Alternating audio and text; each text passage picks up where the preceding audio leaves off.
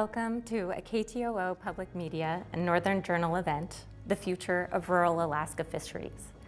I'm the KTOO Newsroom Managing Editor, Claire Stremple, and I'm really excited to announce tonight's program, which will be moderated by Nat Herz, who will be in conversation with statewide fish policymakers and experts. Nat is the publisher of Northern Journal, an independent news website that covers Alaska's natural resources and its environment. He founded Northern Journal in 2022 after 10 years at the Anchorage Daily News and at Alaska Public Media. And his work has taken him from Bering Sea fishing boats to North Slope villages to Alaska's only tribal reservation in Metlakatla.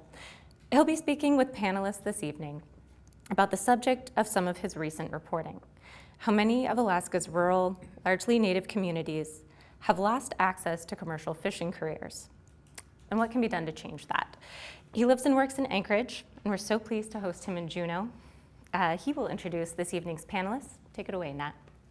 Thanks, Claire. Great to see everybody here. Thank you for coming. So before we get into this discussion tonight and before I introduce the panelists, I just want to take a minute to kind of set the stage for why we're here. If you live in rural Alaska right now, even if you live in an indigenous community where people have been harvesting fish for generations, there's no clear path to becoming a commercial fisherman. In 1972, the Alaska legislature passed a landmark law, the Limited Entry Act, that effectively privatized Alaska's most lucrative fisheries and capped the number of permits available to harvest salmon and other species. Since then, rural villages and hub communities have seen immense losses of permits. Just as one example, we've got a slide here representing the most valuable salmon permits originally issued in the Bristol Bay community of Non-Dalton. I don't know if they'll show up on the screen here, but none of those permits that were originally issued to permit holders in Non-Dalton are remaining in the community today. They've left and gone, among other places, to Anchorage, to Homer, to Washington, Idaho, Utah, Arizona.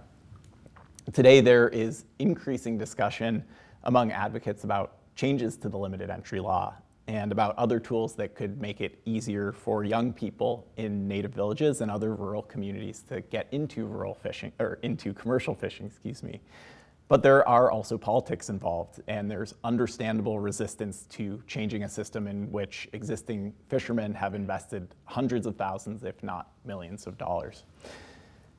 Nevertheless, these are existential issues. There was a survey that was published earlier this year of thousands of Alaska Native people with ties to the Gulf of Alaska. It found that some 80% of respondents agreed that villages are in quote-unquote crisis because of loss of access to fisheries. So that's why we're here, to find out if there's anything that can be done to change that. So really excited we have quite a while to talk about this today, and that we have 5 distinguished panelists who have agreed to join this conversation. I'm going to introduce them now. At the far end, we have Dr. Rachel Donkersloot, an anthropologist who grew up in the Bristol Bay region. She now works in research and advocacy from the Kuskokwim River hub town of Aniak, where I believe she was recently a volunteer in the K300 sled dog race. Her work has examined obstacles to rural fisheries access and Alaska's aging fleet of fishing skippers. And she's worked closely with tribal leaders in Bristol Bay and across the state on these issues. Next to Rachel is Glenn Haight, who may be a familiar face to fish heads and fish policy folks here in Juneau. Glenn chairs the Commercial Fisheries Entry Commission, which is the agency that manages and administers Alaska's system of commercial fishing permits. Glenn has also worked as the executive director of the Board of Fish, and I would say is a respected voice in Alaska fisheries policy. So thanks for having me. Thanks, Glenn. Next to Glenn is Butch Laiti. Butch was born and raised in Juneau. He is the president of the local tribal government, the Douglas Indian Association. which has about 800 members. Butch has been around commercial fishing for upwards of 60 years, starting as, I think when he was about 12 years old. He was cutting halibut cheeks on the dock, and he still, you can correct me if I'm wrong, still runs a gill netter called the FV Silver Lining. Is that right? Great. Well, thanks for joining us, Butch. Next to Butch is Freddie Christiansen. Freddie is a commercial fisherman and tribal member of the Kodiak village of Old Harbor on the southeast corner of the island. Freddie grew up in Old Harbor as part of a huge fishing family, and he has spent decades advocating for the survival of commercial fishing culture on Kodiak Island. And Freddie needs you to be extra loud this evening. That was the report after a high-pressure plane ride, so bear with us. And then to the right of Freddie is Robin Samuelsen. Robin is a lifelong commercial fisherman and a tribal and fishing industry leader from Bristol Bay. He was born in the hub town of Dillingham and has held leadership roles at Bristol Bay Native Corporation, as well as at the regional fisheries funded economic development group, Bristol Bay Economic Development Corporation. He has probably a list of titles we could take up close to the rest of the panel here, but we'll stop there. So only the tame ones. Yeah, exactly. So thanks to all of you for joining us, and thanks to folks who are here in the audience. And I just wanted to start with some history going back before this really important 1972 law. And three of our guests here grew up as fishermen in coastal Gulf of Alaska communities at a time when I think there was really robust Alaska Native participation in commercial fisheries. And I want to ask each of you, maybe starting with Butch, to tell us a little bit about what commercial fishing and participation among tribal members looked like in your communities before limited entry went into place in 1972. Well, in the 1950s, I was grown up here in a Jinu Indian village. I couldn't tell you how many fishermen there were, but there were a good percentage of the tribe was, and it was a mainstay. And the Douglas Indian village that was over in Douglas, most of those residents fished the Taku River, and they would go up to Taku River in the summertime and leave their homes there. That's another story. They burned down the village while they were gone. But throughout the years, the fishing has changed. Limited entry was supposed to protect the Alaskans and Alaskan fisheries, and most of the natives that I understood, you know, I was real young then too. I was 21 when the limited entry came in, but like my grandfather and uncles, they didn't quite understand limited entry back then, but they all fished all their lives, and they figured that no one could ever tell them they couldn't fish. And a lot of them lost out on their permits because they wouldn't file their correct paperwork. But go forward, every year there was families that had fishing boats and permits, and they got permits and stuff, but it's over the years it's just dwindled down to nothing. To where at one time there was probably 30, 40 families fish at Taku. Now there's maybe just 3 of us permit holders there. And I'm 76, I'm running out of gas here. So I'm here to see if we can do some changes to this. Thank you. Thank you, Butch. Freddie, you want to tell us about growing up in Old Harbor and what it was like being part of a commercial fishing family there? Geez, that's a long story. I don't know where to start, but I guess I could start as a kid. 5, 6 years old, hanging out on the beaches, dreaming to be a skipper, owner of a boat like everybody else. You know, I think when I was born in 1960, so, you know, 68, 69, you know, all of us kids were always on the beach, and we were always fishing with our families. And we had a vibrant community. We took care of each other. We looked after each other. We didn't need a license to fish because there was no limited entry. But what we did need was a fishing boat. And it was the canneries that helped insist the young guys, you know, up and coming to be fishermen. And then you know, it was, like I said, everybody helped each other, worked together. But the changes came when the limited entry came into play. All the people I grew up with, all the kids I grew up with, that group of kids, you know, their future was taken away from becoming a skipper and owner of a boat. And it was pretty much downhill from that point, but we had a very vibrant commercial fishing community on Kodiak Island, Old Harbor. There was a time when we had 34, 38 boats, and now we're down to 3 or 4 with a couple of relatives that live in Kodiak or wherever and then come back for the summertime. But and it's not, and we're one of the stronger communities on Kodiak Island that believe in continuing to exist. There's a couple other communities that their schools are closed. So obviously, you know, that's an indicator to me that the system hasn't worked. And we're not trying to come forward to change the world. All we're asking for in our communities to be able to continue to live the way we live, our lifestyle, next to that ocean, surviving off that ocean. And without that ocean, we're nobody.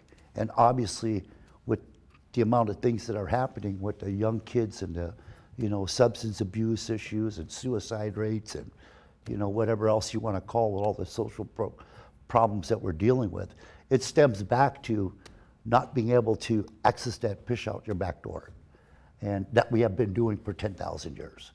And so it's been in my lifetime, I've been able to observe and see that. And that's the reason I'm here. And we're not saying that we have all the answers to fix everything, but we do know that we have ideas that can possibly be helpful for our people, and not only our people, but the economy of Alaska, to keep our economy in our rural villages healthy, so, you know, we could keep the urban settings healthy with the economic aspect. But I think the most important thing to me, though, is that, you know, coming out and having a conversation about it and breaking some barriers down to see if we could move forward and see if we could find something common to move forward with, because I don't know what the next 50 years is going to look like, but I do know what the last 50 years look like, and that's today, and it's not good. So, you know, hopefully we can, you know, come up with a way to accommodate our needs under self-determination to be able to help our tribal members get back into fishing and stuff like that. But that's sort of my 2 cents. Thanks, Freddie. Robin, you want to give us a rundown of what commercial fishing looked like in Dillingham in the 50s and 60s? Sure, I'll even go earlier than that. My family's been involved in the fisheries, subsistence fishing for thousands of years in Bristol Bay. About 145 years ago, my great-great-grandfather started the first cannery in Bristol Bay. My other grandpa fished 60 years in a sailboat, and he said one tide it was so rough in Bristol Bay, 16 people drowned in one tide. They wouldn't give native fishermen life jackets on their sailboats. Only outside fishermen got life jackets. My father put in 60 years in Bristol Bay. I set netted with my 2 grandmas, and I remember they'd take off my pants and my shoes and my shirts and just leave my shorts on and give me a little piece of rope, and I was the washer of the fish. I'd tow the fish up to the puddle of water, and I'd wash them and put them in the set net skiff so they could deliver them. Then I got big, about 8 years old, and I got to go on my father's boat and fish. I'm finally a fisherman in a boat. And by the time I was 14, my father told me I was too mouthy. Get your own damn boat, you're getting off my boat. And I started fishing a 22-foot Seymour skiff in Bristol Bay when I was 14 years old. And I've been a captain since, and that was 60-some years ago. I've seen many changes. And in my early years, when I was fishing a skiff, there was no fish in Bristol Bay. Why? Why was there no fish? We weren't fishing, and we were fishing very little. Well, we had dropped some atomic bombs on Japan, and after the war, World War II, we allowed them to come over and harvest fish. And the Japanese knew where our fish were better than the American scientists, and they honed in on Bristol Bay. They had nets strung completely outside. My uncles would go out there and see them with their nets, 25-mile long drift gill nets catching our fish. And there was no fish in Bristol Bay. Had a heck of a time rebuilding the runs. Well, along came Senator Ted Stevens, along came different concoctions of limited entry that didn't pass in the state of Alaska. And finally we got limited entry, and I was 100% for limited entry. I didn't understand it, I didn't read it. Neither did anybody else, I think, in Bristol Bay. We're just thankful that they're gonna limit the amount of fishermen. My grandpa, John Nicholson, who put 60 years in a sailboat, said, don't allow motorboats to get motors in them, because this fishery is going to change. You're going to have doctors and lawyers in the fishery owning the fishery and not the locals. Well, he got voted down. We put motors in the boats, and here we are today. We sat on a beach many years. My father was very instrumental in leading the people of Bristol Bay and rebuilding the runs in Bristol Bay. And a few years ago, we had a 70 million sockeye return. Something that I thought in my lifetime I'd never see.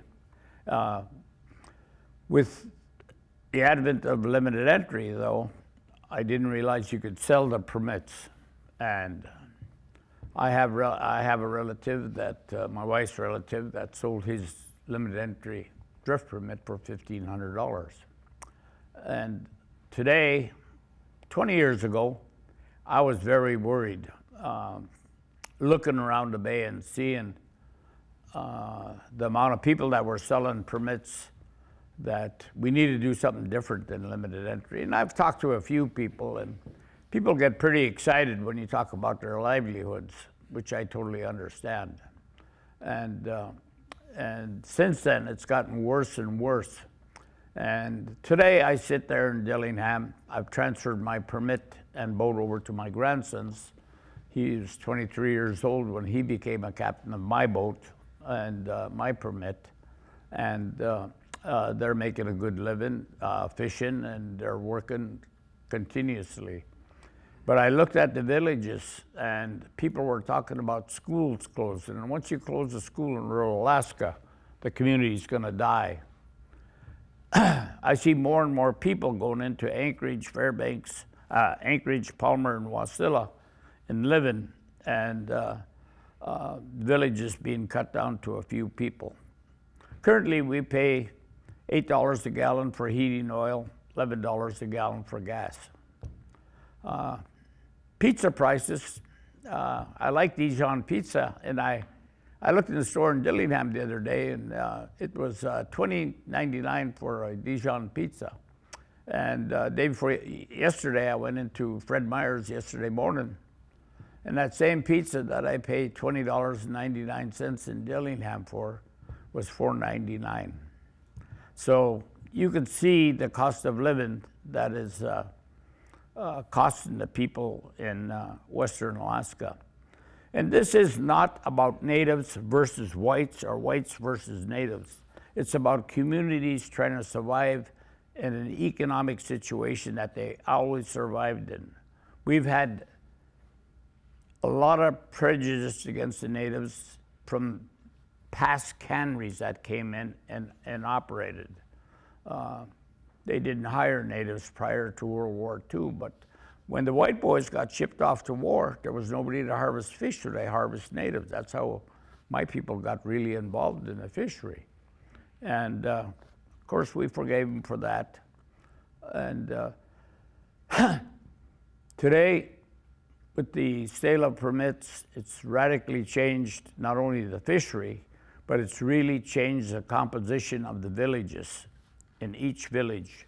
And let me tell you, there's very little employment opportunities in the village. Fishing was always the cure for providing $1 into the village. $1 going into one of my communities all of a sudden became $1.50, $1.75 as it rotated through the community. And today, a lot of people, like I said, are moving to Anchorage, Palmer, Wasilla, and changing the composition of the community and shutting down the community schools. And like I said earlier, one thing that happens when you shut down a community school, that community is going to die. And I felt I needed to come out and say something to protect the people of Bristol Bay, whether they're white, native, black, green, blue, it doesn't matter. We need to change limited entry because limited entry is broken. Thank you, Robin. So before we kind of move into that discussion about how do we change this program to maybe better serve rural Alaska, I did want to ask Glenn, as the guy who's in charge of this the agency that is basically overseeing limited entry in its current form. Fishing as an industry was working for many people at the time that this law went into place, but there was also big sort of overarching concern, and I'm wondering if you can talk about why we ended up with the type of limited entry law and system that we have in place today. What was driving that? Yeah, sure, and I think Robin really captured a lot of it. Of course, statehood was 59, and in the 60s, you had this increased level of participation and people coming into the various fisheries, which was the main emphasis. The two efforts that failed in the 60s really focused on trying to make it more of a resident fishery, and those failed. And so that's why in 72 there was a constitutional amendment, voters passed that, and that opened up the way to create the limited entry program. But it was really, so many people were getting into it, management was difficult, and of course, the profits were not as good. So, and the stocks weren't doing great at the time either. One of the fishermen turned legislators that I interviewed for my first story on this issue ran a campaign in Ketchikan at the time, and his slogan was, I think, something along the lines of "too many fishermen, not enough fish." So that was kind of the bottom line. Rachel, I wanted to ask you, you've done a lot of sort of research into the effects of the limited entry program and sort of what's happened with permits. I'm wondering if you can just sort of give us some broad conclusions about why initially the system, when they handed out permits to start, it really was designed to actually favor fishermen in rural communities or where there was a big dependence on fishing as a career. That initial sort of allotment of permits happened, but then something else happened. And I'm wondering if you can sort of talk a little bit about why it didn't exactly maybe work as it was originally envisioned. Yeah, so Robin spoke to this, I think Freddie spoke to this, but one of the motivating factors for limited entry at the time was the rising number of non-resident fishermen coming into the state. So limited entry intended to protect and favor Alaskans, especially rural Alaskans, and it did that through this hardship ranking scale, right? You received more points on this scale if you lived or depended on the fishery or lacked alternative economic opportunities, things like that. The problem with limited entry was what Robin said, it was the transferability of the permit, right? You've created a right that can be sold away. You've created a right that can move away. And that really undermines the sustainability of our rural fishing communities or our local fishing communities. So the transferability is what has worked to alienate these communities from their local resource base, right? And we now know that the wealth from our fisheries and the opportunity from our fisheries flows to or follows fishermen home to where they live, right? It follows permit holders home. So from the state's perspective, or from our perspective as a state, is that the best way to be managing a public resource, especially with communities that solely depend on fisheries? So some of these communities in the Gulf and in Southeast, the Sea Alaska communities and Bristol Bay, you've seen such an erosion of opportunity. You've seen such a loss that young people growing up on these rivers that You're talking about in Bristol Bay, the largest, most valuable salmon fishery on the planet, and young people growing up in these villages do not see that as an opportunity, cannot envision their life, like being able to make a life from that fishery. And it's kind of excruciating. It's really odd. Like it's bizarre to think that like they can't go make a little bit of a life, because they really are small scale livelihoods. You know, they kind of fish to make it through the winter. They kind of fish to get what they need, and then they go on and they subsistence, and they get their berries and their moose and other things. But yeah, we saw rapid erosion immediately following limited entry. And I guess I'm just curious, I don't want to go like super deep into economic theory, but there is like some, I think, pretty comprehensive research on like there were some pretty specific like social and economic factors that were driving the loss of those permits. But maybe Butch has some opinions about this, it sounds like. Well, it wasn't just fisheries, you had IFQs, crabbing, long lines, everything. And for these young IFQs being individual fishery quota, so basically you get entitled but, to you a know, chunk. for a young guy to get into all these fisheries with the permits, and when they started the IFQ program, a pound for a halibut then I think was $6 a pound. Now it's up to buy that's to catch 1 pound of halibut, $6 for that 1 pound. But now it's up to $60 a pound. And what young guy could be, you know, go after that? The system destroyed itself. You got crabbers, and I've been in all the fisheries, long lining, crabbing. But if we get into that, we can be here all week. Rachel, you want What I would like to get at is you wanted a forum here on limited entry. We at Douglas Indian Association, also known as Talking Native Tribes, are looking to change the limited entry law to where the IRAs, the federal tribal governments, can purchase the permits in the boats, and the tribe would be responsible for the permits. And I want to go deep on that idea, and I think I'm just sort of hoping we can kind of actually dig a little deeper into some of what people describe as sort of the problems and the failures of the limited entry system before we. You know, I had a chance to go into business in the 70s. I almost sold my permit back then, and I don't know how many of you drove around town here. You see Glacier Bear Fence Company. That was created in the 70s, and my brother-in-law almost sold my permit so I can go into business with him. But I'm glad I didn't. but that's the way it was. You sold your permit. You know how to get back in, you got boat gear, and then you take a gamble on the fishing season. If you got a bad season, you could lose everything. And like the lady said here, it's a seasonal job. The way I see the future is if the tribes can buy these permits and get these young people back into it, and the tribes start processing their own fish, then these young people, instead of trying to make a living at fishing, they do it for like a summer job. When I was growing up here in Juneau in the 60s, all my buddies worked on seine boats. This was big seining country back then. There was hundreds of seine boats in Hoona, Angoon, Cake, Petersburg, Wrangell. All the communities had at least 10 seine boats. Each seine boat would hire 6 to 7 guys, usually young guys. All my friends all worked on seine boats back then. Nobody was out of work. And they had captains, and they had strong work ethics. But that's all lost. Limited entry destroyed all that.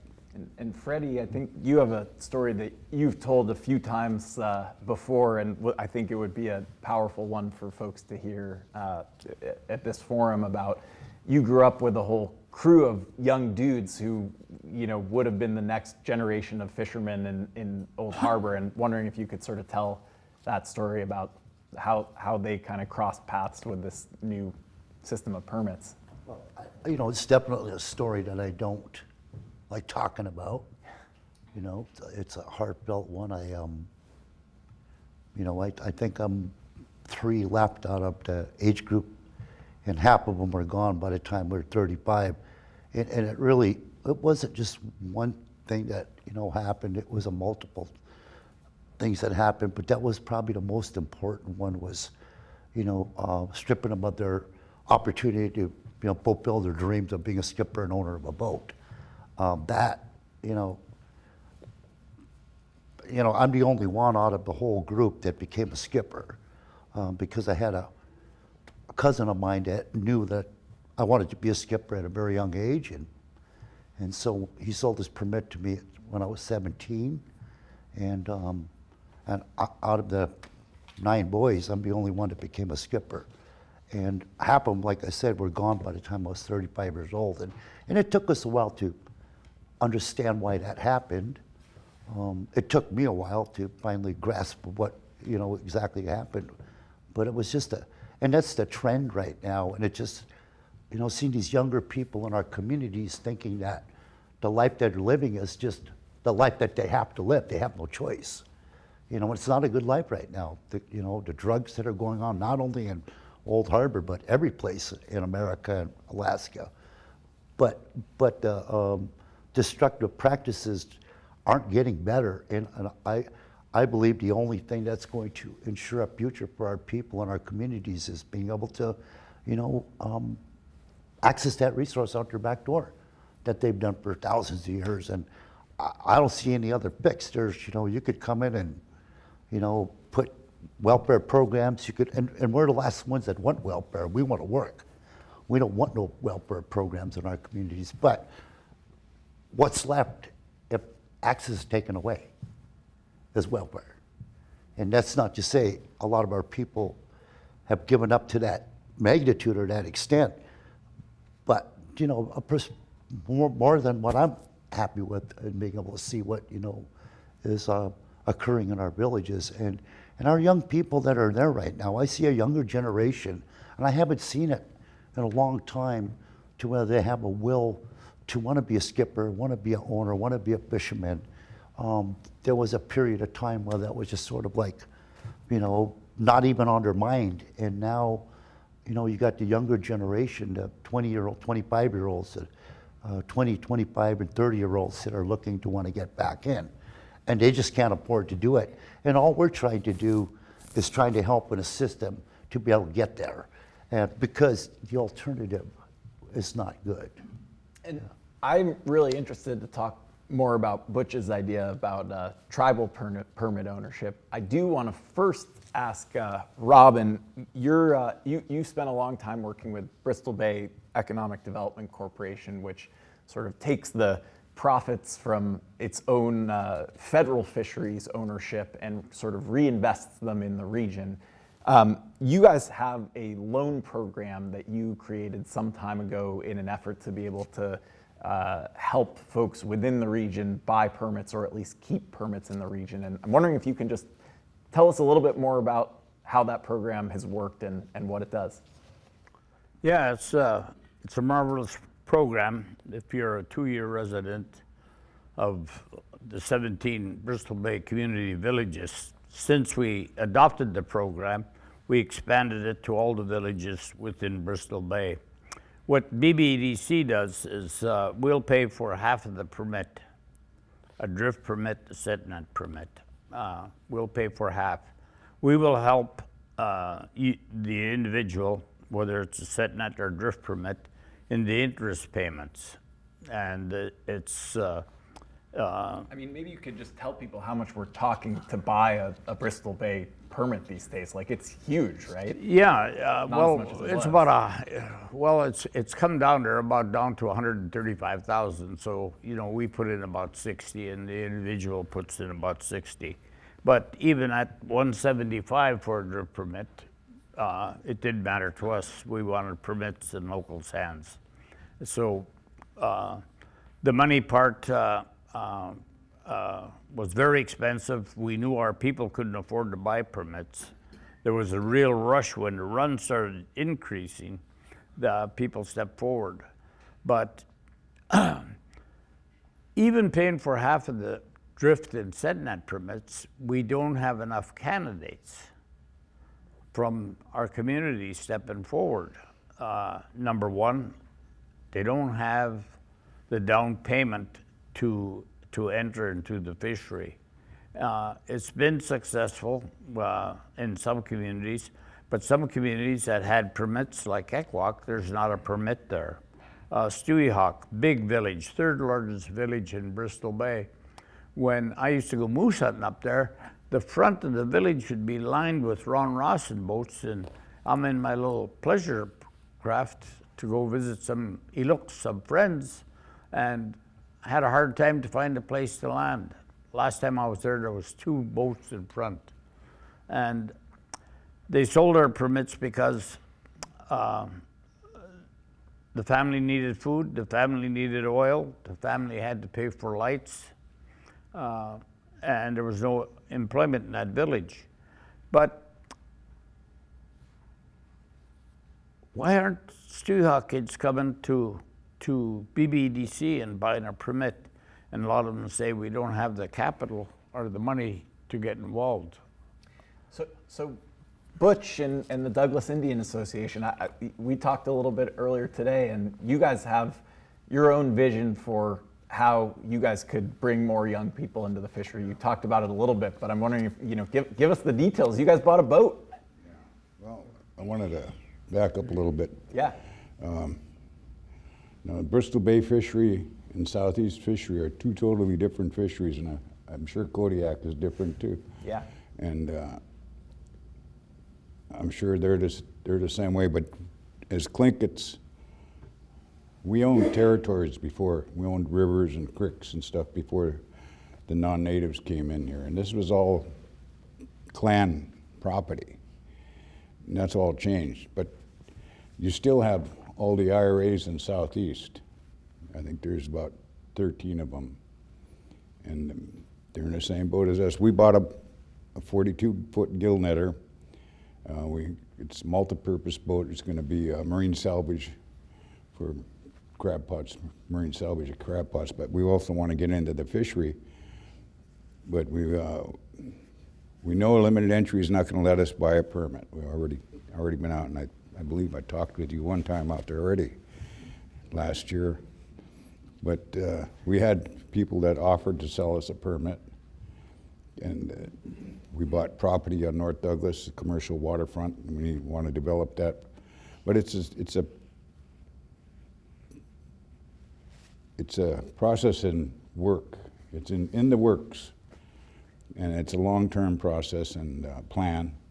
But if we can change this limited entry law, we got a few guys not quite as old as me, but they're still experienced at fishing and can teach next generation. And so it's a desperation plan. You want to get in, you can put words into it, because that's what it is. And your guys' idea, correct me if I'm wrong, is you have this waterfront property, and ideally you could use that to put up your own processing plant. We want to process our own fish. I'd like to mention too that all the non-native fishermen my age, there's at least a half a dozen boats down there in the harbor, and they can't even sell their boats or permits. These young guys, it's a big gamble to get into a fishery, especially just a single fishery like gill netting. The big boats like the Star to Sea, they got long line and crabbing. Bigger boats like that, the bigger boats, they got multiple permits, shrimping and crabbing and stuff. But it's pretty hard for a young person to get into that. So, Glenn, you're the bad guy here. Yeah, you are. Why can't the Douglas Indian Association buy a permit and own a permit? Well, it's the CFEC carries out the statutes. You'd have to change the statute to allow for an entity to control the permits. I mean, any entity. You could have a permit bank, you could have a regional organization, you could have a tribe do it, but that would require legislation to change. And there's going to be some legal hurdles that people have to get through. Obviously, it would get challenged in court likely, and that's one of the options that people are looking at. But it would require a lot of sleuthing, I think, at the legislative level to really figure out what the legal issues are and see if you can address those. And then, of course, the politics. And to be clear, right now, the only sort of entity or like you have to be an individual to own a permit. That's kind of the only way that it I'd like works. to bring up one point. Yeah. We are a federally recognized tribe. That means we've got a government-to-government relationship with the United States government, and the state of Alaska is supposed to honor that. Now, I'm sure there's some loopholes in there that could be created where there's amendments to the limited entry law.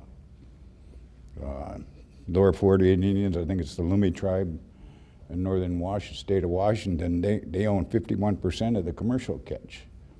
They got over 200 fishing vessels in their fleet. But they fish the Fraser River sockeyes. Now, that's a reservation. And I'm going to bring this up we had a young girl from the University of Juneau given to us a couple of years back. And she knew our tribe was from the Taku River.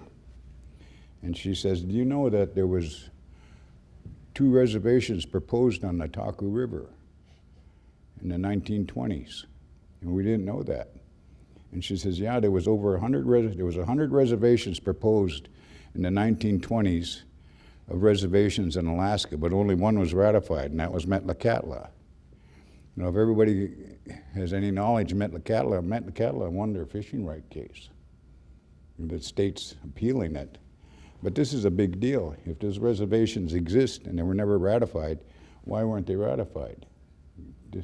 And this is before ANCSGA, and this ANCSGA has just thrown a big monkey wrench into all the Native communities as far as I'm concerned. That's the Native Claims Settlement Act that you're Yeah. talking about.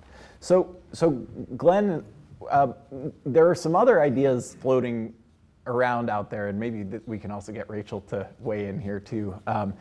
But tribal permit ownership or sort of other kind of entity permit ownership is one of them. What are some of the other concepts sort of floating around for changes, at least around the margins of limited entry, that could maybe facilitate more permit ownership in rural Alaska? Sure, I'll start and then turn over to Rachel if that works out. I think one of the areas that it could help with rural permit out migration, but I think more to workforce development and getting younger people into it and able to afford it would be nibbling around the transfer process. Right now it's pretty black and white. When you buy and sell the permit, it's a quick transaction, but a lot of people would like to see some things like maybe owner financing or permit holder financing. Like help the folks that don't know much about this. Basically, so I own a permit, it's worth $100,000. Right. I can't really sell it to you and have anyone act as kind of a third party holder while you pay me $10,000 a year. And so if I transfer it over to you and you pay me $10,000 now and promise me $90,000 later, Right. That's a lot of trust that I'm probably not going to be able to give you. Right. CFEC would not protect that seller in that instance, and there are a lot of people that have their side contracts in place. But yes, if I was buying it from you and I stopped paying you, CFEC would not protect you. So that it's a very rigid transfer process. It's possible you create some flexibility in that would help a younger person own it. Now there are 2 organizations that can put a lien on a permit, and it's the Division of Investments with the Department of Commerce and the Commercial Fisheries Agriculture Bank. And so those both can lien permits, but those are the only entities that can do it. So that would be a test for that. The other idea, maybe I'll turn to Rachel, is creating a rural permit concept, which is interesting. Yeah, I think just to build on what we've already heard, the length the state of Alaska went to favor Alaskans and rural Alaskans at the dawn of limited entry, it all kind of just went to the wind afterwards, right? Like, okay, we're going to set up this ranking system, and then we're going to leave it to the open market. And I think we've seen that the open market isn't fair, the open market isn't sustainable, and it doesn't serve our fishing communities.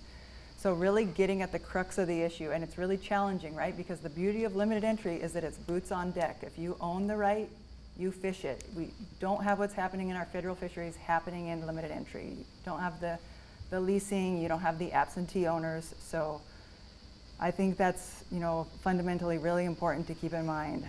At the same time, look what is happening to our fishing communities and families and economies. Like, is there a way that we can restore some of what's been lost, like safely and fairly, anchor some of that access to the communities most dependent or fully dependent on this fishery. And how do we do that? How do we do that in a way that works for our communities, in a way that's, you know, legal and politically viable? And yeah, one of the concepts, so I've been a part of a group that's been thinking through some of these really challenging issues, because as a researcher, you know, I'm a part of a cohort with many others. It's like, are we just carefully documenting the loss of a way of life here? Like, is that what we're going to do? Are we just the latest generation to keep good data on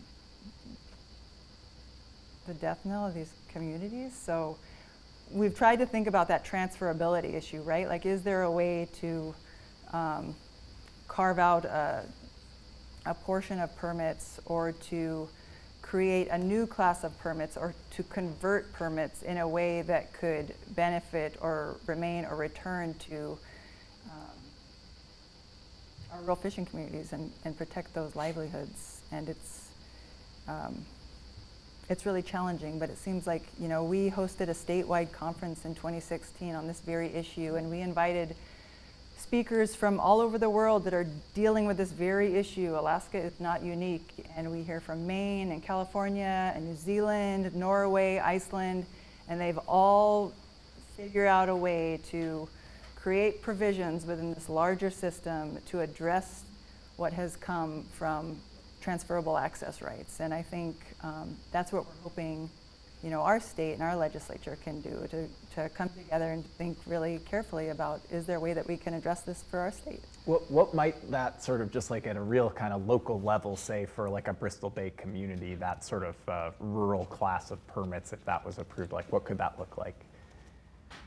You know, for me, it's a right that can't migrate away and can't be sold away. So it's recreating opportunity in a fishery without creating that asset. I think Robin and others spoke to the fact that not only do these types of systems create real barriers to entry for anyone that wasn't awarded that initial permit, but they also create greater pressure to sell. And there's been many good studies that show these communities are cash poor. There's limited employment, there's limited cash income. So if there's a hard season, if there's a bad season, if something happens that winter, they're selling what they have that's of cash value, and it's usually the permit or their native allotment. And that's the decisions that are having to be made, which is, I mean, right now we have villages in Bristol Bay that make more from the PFD or the permanent fund dividend than they do from the commercial fishery. That's wild.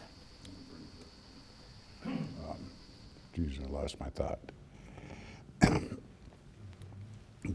The tribal governments, each one in Southeast here, we owned salmon streams and everything. We had the Juneau Indian Village, a good percentage in the Taku Village in Douglas were fishermen. This was our fishery. Before the limited entry, I would say 50% of the fishermen were native. But she brought up a point, a new way here. Okay, deal with the IRAs. It's simple. The IRAs are tribal governments. You should let them buy the permits, not be able to sell them, but to fish them. It's a real simple deal. The more time goes on, the bigger mess this gets. You got die-pack fish here, and that's local hatchery. Hatchery fish, and that's the biggest darn thing I've ever seen. Excuse my language. But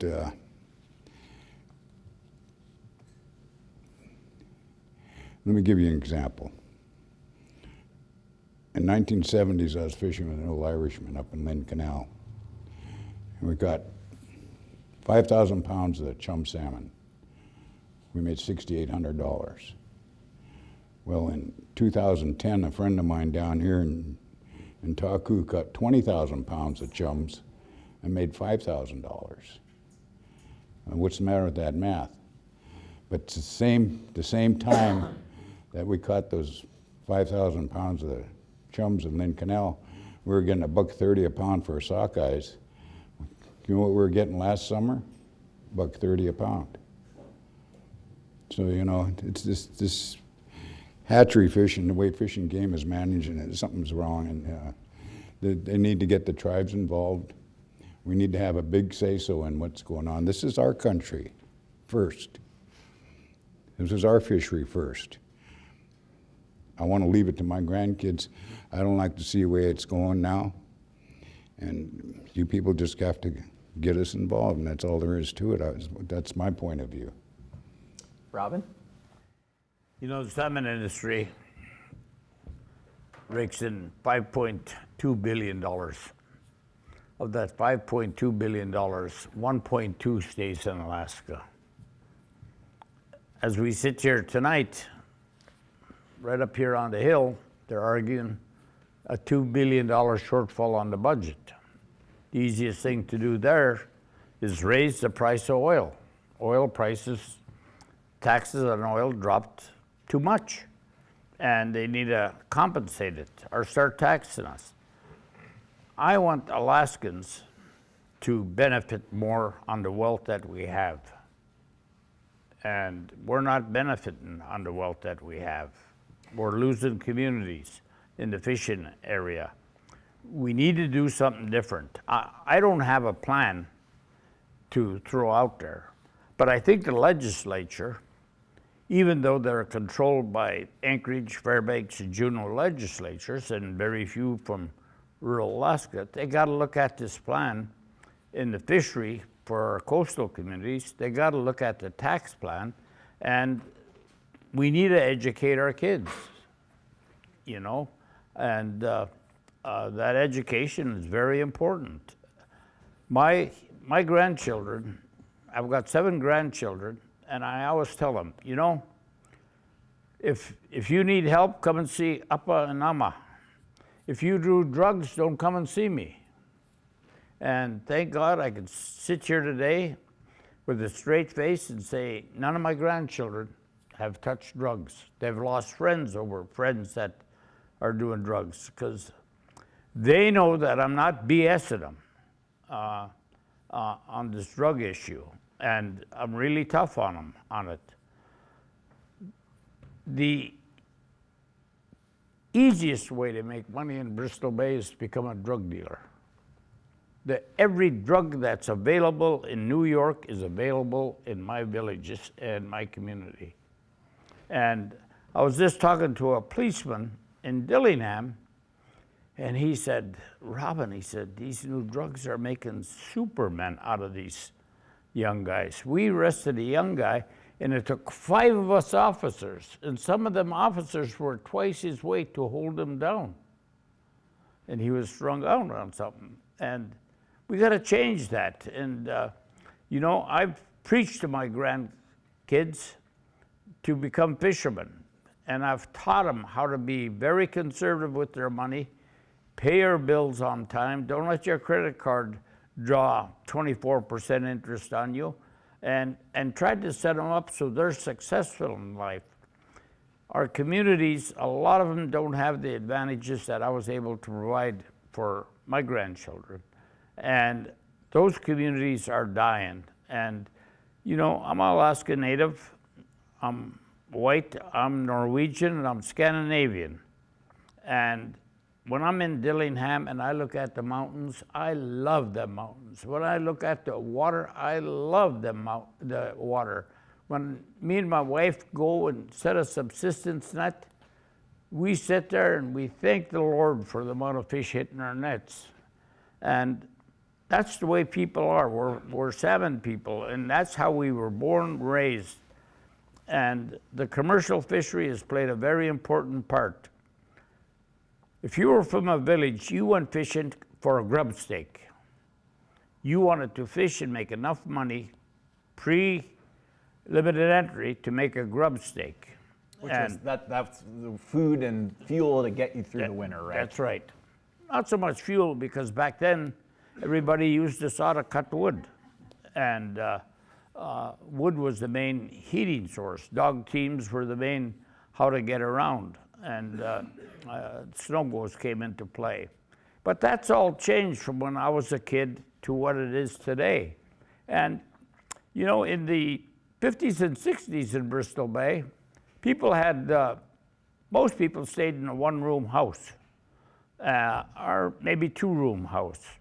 And then along came HUD, and we built 2, 3, 4, 5-bedroom homes for our people through HUD. And They needed fuel. Oh, we created the Laiti. Well, when the new president got into office, he hired a cost cutter named Musk. And Musk, about 3 weeks ago, fired everybody in the Laiti program. This is the low-income heating assistance Yeah, program. and that's going to have a really bad negative effect. I was talking with a woman from Togiak that said just her heating oil is taking half of her. She's a retired teacher, I think it was in Togiak. It's taken half of her retirement money just to heat her house in Togiak, and now they're taking away Laiti. And she said, Robin, I don't know what I'm going to do. And as I sit in this chair, that's who I'm representing. Not those that could make it, but those that can't make it. And a lot of people in my region without fishing income cannot make it. And it's going to get worse and worse, and we're going to see domestic violence go up. We're going to see, God forbid, suicide is the highest amongst Native kids because they get so frustrated. And that worries me. I've had family members exit because of it. And salmon has kept us together. It's kept us together in our subsistence lifestyle. We help one another when people are sick and can't go get it. We go get it for them. We make sure they have it. Even the Native Hospital in Anchorage says people recover faster from rural Alaska if you feed them their native foods. And salmon is our native food. Our main food source is salmon. And having permits and teaching them young people like I did with my grandchildren. I got four grandboys that are monster tall, 6'2" giants that eat worse than dogs. I taught them how to fish, and they know how to fish. I've watched them in action, and nothing makes me more prouder of passing my right on to them. And I'm lucky I'm able to do that. Because if my family was starving, like a lot of people in Bristol Bay, if I can't pay my lights, if I can't pay my heating oil, and I got a native allotment, I'm going to sell my damn allotment, or I'm going to sell my permit to provide for my family. And that's what limited entry has done to the region. And the other side effects we talked about earlier is really coming to roost now that we got a new president, and we got a guy that's all he knows how to do is cut the budget and make $1 million when the president says, sell your stock. So I think we've heard like a pretty strong indictment of this sort of limited entry system and the privatization of permits. But I've been surveying in my reporting like commercial fishing industry stakeholders for the past couple weeks, as well as some key legislators that hold decision-making roles on these issues. And there is both resistance and I think there is anxiety and fear about any kind of change to the limited entry system. Glenn, you could probably tell us, I think there's at least $1 billion in permit value locked up in the limited entry. Yeah, that was 2 years ago before the seafood industry kind of went a little bit down. But now back in the envelope, the permit's street value is about $750 million. So there's plenty of reason to be concerned about doing something to the Limited Entry Act that's going to flip that over and impact the values to some degree. So it's, I think, oh, go ahead now. Well, so I want to ask, there's so much anxiety about this issue. In fact, like there are a couple of key legislators that we invited to be on this panel who didn't really even want to come talk about it. They're like, this is too much of a hot button issue. There's too much risk that if we mess with this, we're going to get backlash. We're going to risk sort of turning the whole system over and messing up people's lifelong investments. Well, I think it's fair. One of the things that I would just offer with the legislature, which is where the change has to occur, is commercial fisheries is complicated, right? I mean, it is. Everyone here probably knows something about commercial fisheries. You know a part of it.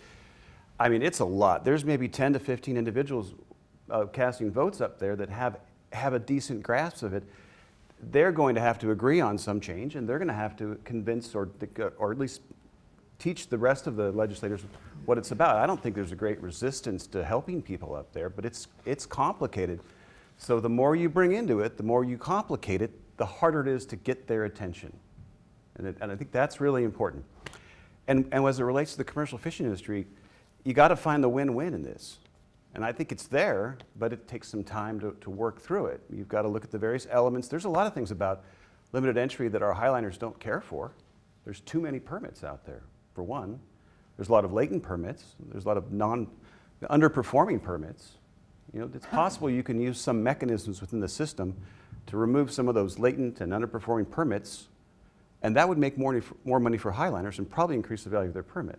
And so I think there's things you could do, but you got to be careful about it. You can't overcomplicate it, and you need to get a forum to really review these things.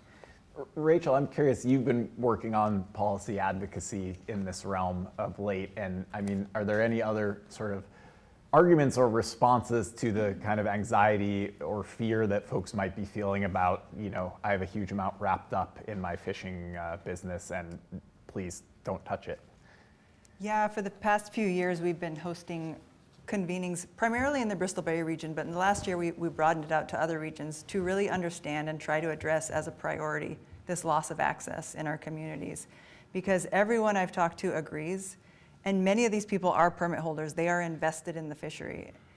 We know this is a problem, but we don't know how to fix it. So the recent announcement for a limited entry working group as a space to start to figure out a good way forward, I think that is the space that these conversations need to be happening in. That was an announcement from one of the legislators. I think a couple months ago, yeah. And the challenge is, how do you do it fairly, right? The thing is, like, a lot of times people aren't talking, like in Bristol Bay, the local fleet, local fishermen earn the least from the fishery, but depend on that income the most. It is fundamental to being able to remain in your community. Our fishing economy revolves around the permit, and it revolves around where the permit goes, right? So is it good public policy? It also, when the permit leaves the community, it erodes social infrastructure.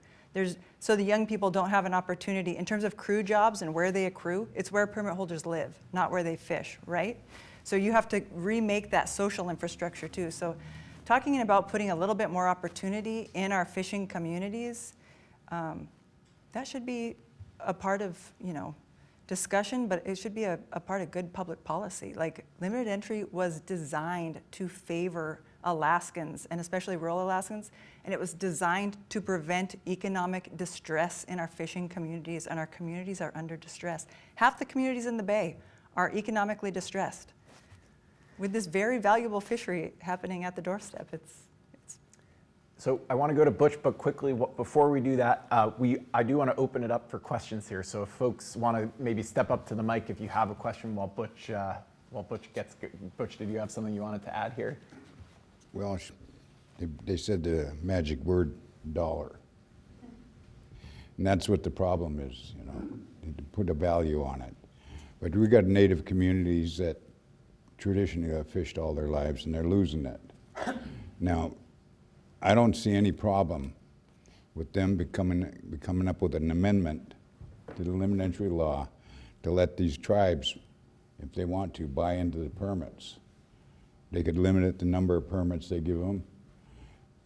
And if they buy into the permits, not to be able to sell them or whatever, you know. But there's so many easy ways to do this, and they're making a simple issue more complicated than I think it is. Thank you. Well, let's go to the audience. Maybe you could introduce yourself and just let us know who you're directing your question to. Hi, my name is this thing on? Yeah. Hi, my name is Alex Solomon. I'm the climate and environment reporter with KTOO. Glenn, my question's for you. So you mentioned that... Wait, which you? Yes, you. Can you hear? Is Questions it for Glenn. Okay. working? Sorry. So I get that your job is just to carry out the law and that you're not, you know, in charge of making them. But you did mention that finding win-wins would be good, and that there are lots of latent permits or underperforming permits.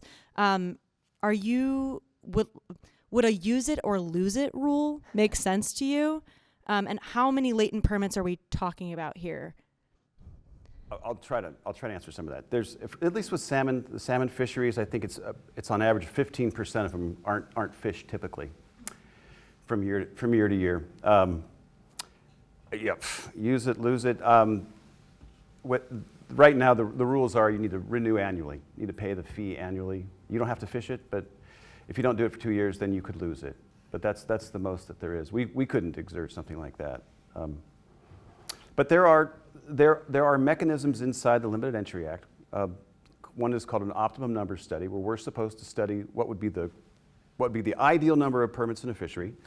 And if it is fewer than the ones that are currently out there, then the commission has another provisions to do a buyback, where it's basically an assessment on the existing fleet, but you buy back a certain number of permits. So that statute is really clunky. It would need revisions to do things that probably really realistically would need to be tweaked for each fishery to some degree. But those concepts are there. They could be built on. Any other questions from the audience? You guys all, it seems like a pretty informed crew. I'm shocked no one wants to throw anything else out there. Go for it.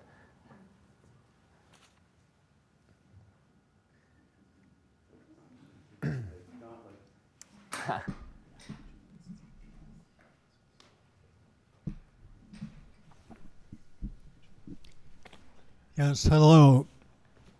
Hear me all right?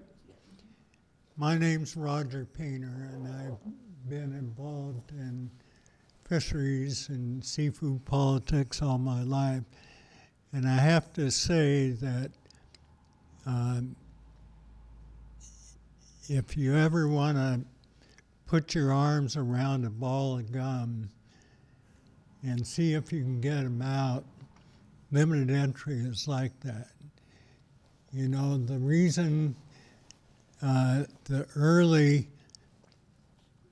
versions of limited entry were kicked out was because of the interstate commerce provisions of the U.S. Constitution. The courts struck them down, right? That's right.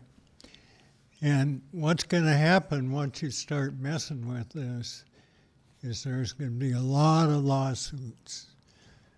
And it'll take years and years and years to sort it out.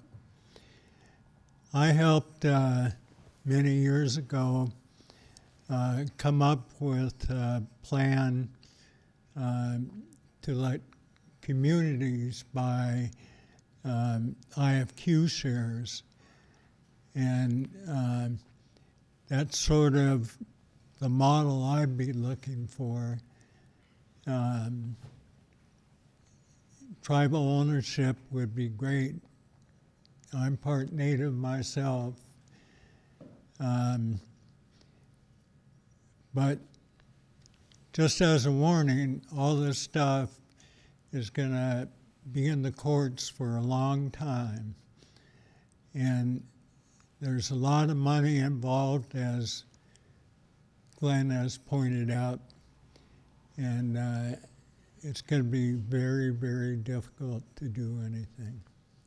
Thank you for that. Glenn, I actually, if I am recalling correctly, and I don't want to maybe out you here, but we've talked a little bit, you've done some research, I think, or maybe at least done some initial legal questioning or consultation about there are these sort of constitutional limits on sort of how much the state can specifically really allocate a resource to a particular class of people, but there are also potentially ways around that or counter arguments to that. I'm wondering if you could kind of fill us in. Yeah, the Constitution, and I'm not the lawyer in the room, but the Constitution has general prohibition against special or localized rules, right? It doesn't want to just create something for a small group of people.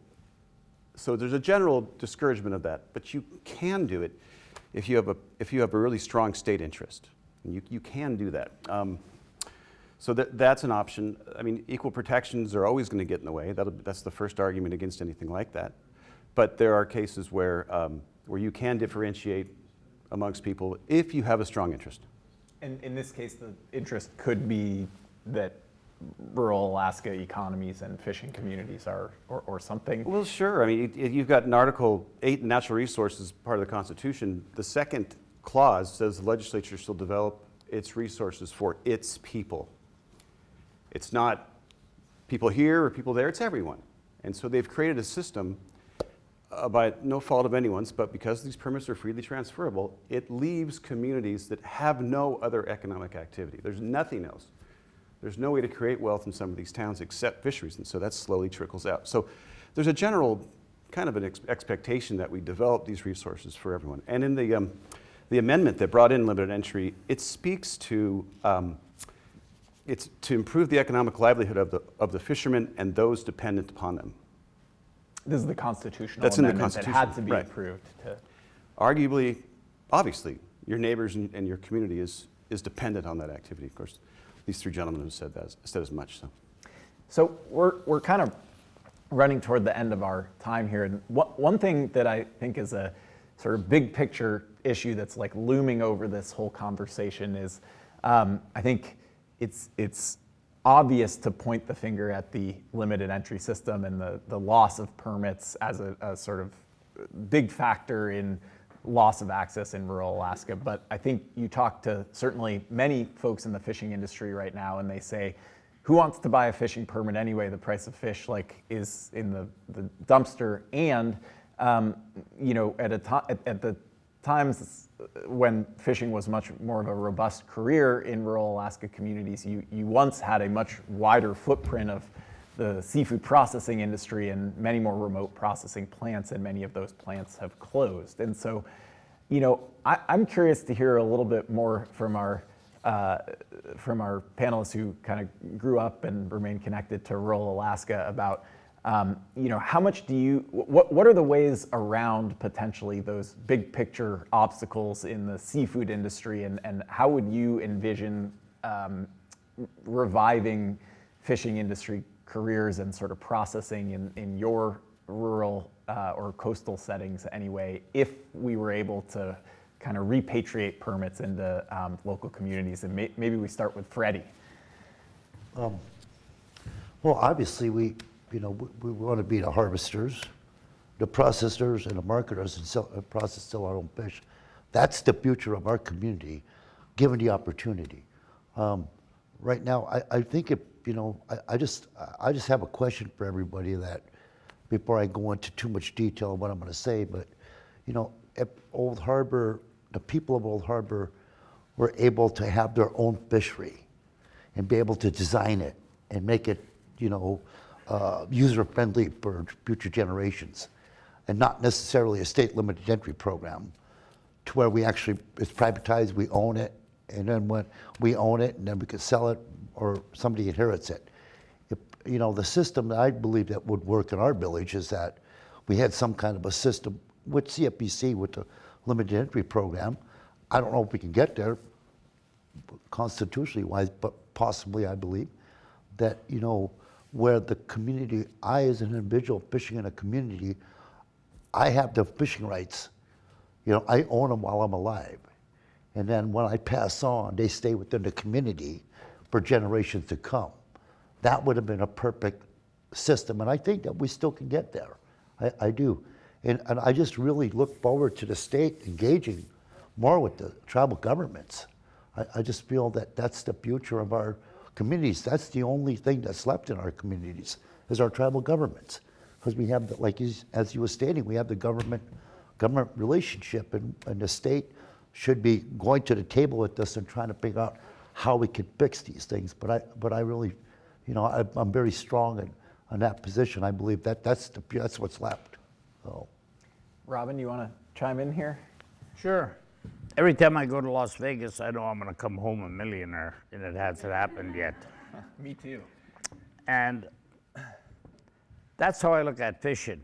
On a bad year, on a good year, when I go out there, I'm going to make a lot of money. And I'm going to work real hard. My crew's going to work extra hard. The state of the fishing industry today, with the tariffs that are imposed, is making it an industry that's not a very attractive industry. The chaos of buying the Bristol Bay sockeye and putting $100 million up in CapEx and pre-season loans 3 months before you get a fish. And then you got all these tariffs going on. The biggest importer of our salmon from Bristol Bay is China. Our second biggest importer is the Canadians. And Canada's been, as far as I know, a very good neighbor with us. I have had very little interaction with the Canadians because I'm from Bristol Bay, but I've met Canadians and they seem like really nice people. I know that when we go to war, there's a Canadian standing right alongside an American boy. There's never been a war without the Canadians saying, we're gonna help you. And today, that has changed. However, you know, whether you're playing a basketball game, before the whistle blows, you hope you're gonna win. And that's all you can do is provide hope and opportunity to folks. And the limited entry that we have in Bristol Bay, as I stated earlier, is broke. And limited entry stuff that I've read around the state of Alaska to fishing communities is broke. And we're operating under a law that's been in place for 52 years or whatever, 53 years. And it's broke. It's not meeting the demands of today. And it was good at the time of passage, but we need to amend it. And I hope that I don't have the answer sitting here, but I do know the system that we're operating under is broke. And we need to change it. And I hope that the legislature takes the issue up and brings them dollars back into Alaska, into rural Alaska, and to make our communities have a chance and provide our communities an opportunity to survive in the future. Because right now, what I'm seeing, they're not going to survive. They are not going to survive. And one by one, they're going to disappear. And that isn't good for Alaska. Just like I don't want to see Juneau disappear, you know? And we need to work together and maximize the profits and the opportunities for Alaskans. Thanks, Robin. Butch, you have anything you want to add here? No. Three of us here, we come from three different areas in Alaska. Each fisheries, they're different. They get the big sockeye runs. I don't know what Kodiak does, sockeye and everything else too, huh? And same with Southeast. But each one of us has the same problem. It's the economic downfall of our communities.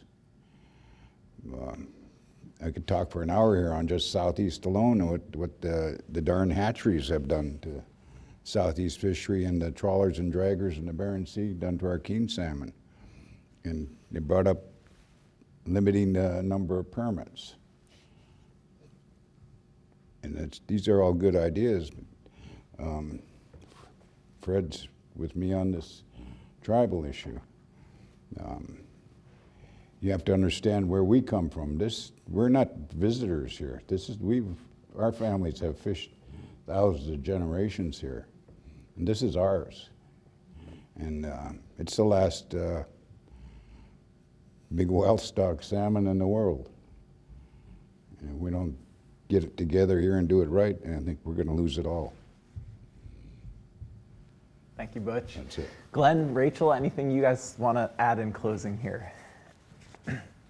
I think in closing, I think what I've heard today is there are multiple stressors bearing down on our communities and on the industry today.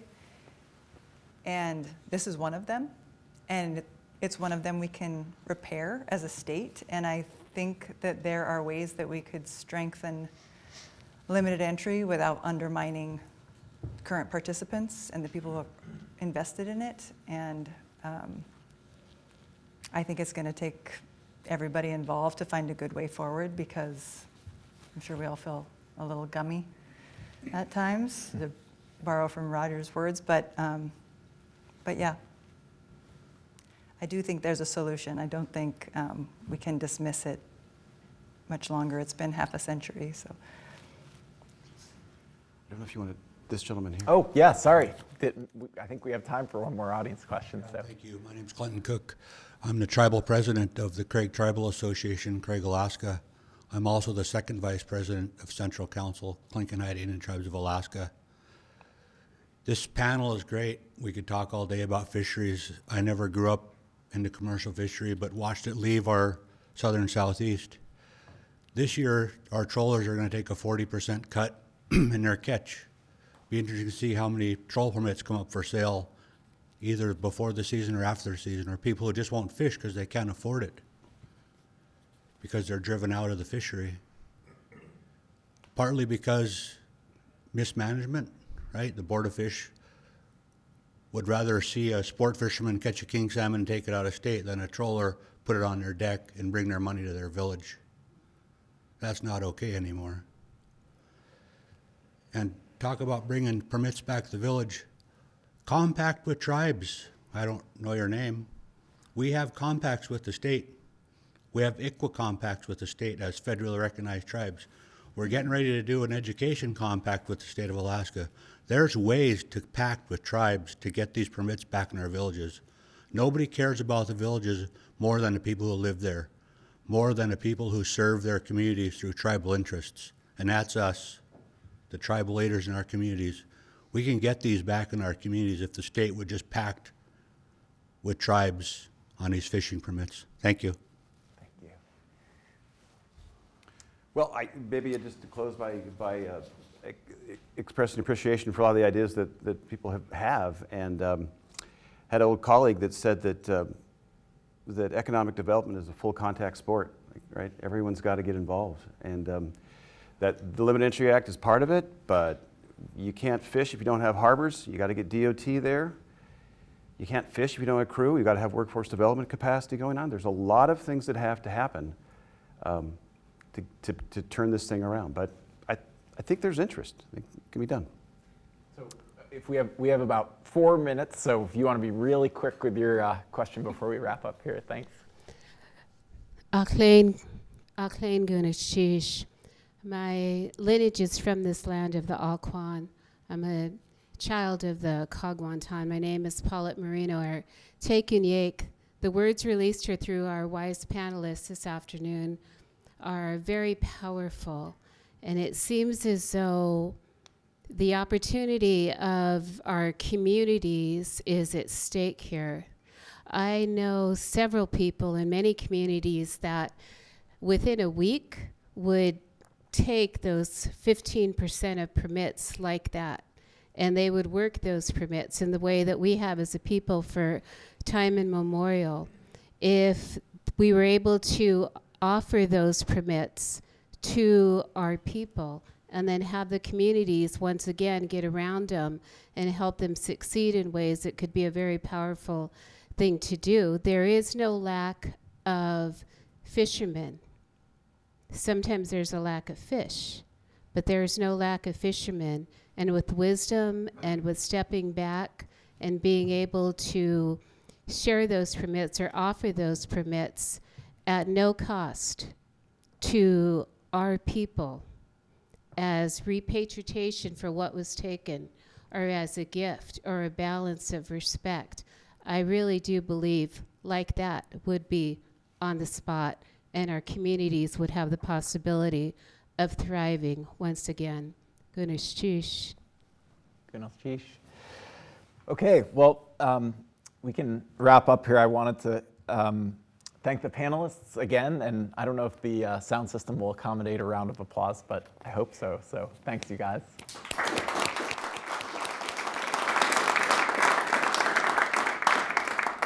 Also wanted to extend a huge thank you to the whole KTOO crew who put in the work this evening to make this event possible.